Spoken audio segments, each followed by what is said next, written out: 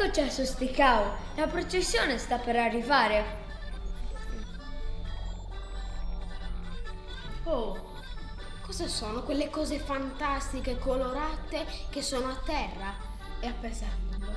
Sono fiori e piante.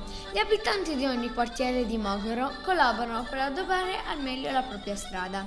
Si raccolgono migliaia di petali di rosa che vengono messi dentro sacchi e congelati. Proprio prima del passaggio del santo si ricopre la strada in segno di devozione. Fiori, piante. Mi pare di aver letto da qualche parte che anche sul nostro pianeta, migliaia di anni fa, esistevano cose del genere. Ora, invece, siamo costretti a metterci un casco a ossigeno se vogliamo uscire fuori di casa. Senti che bel profumo di fiori che c'è qui. Hai ragione, non ci avevo mai fatto caso.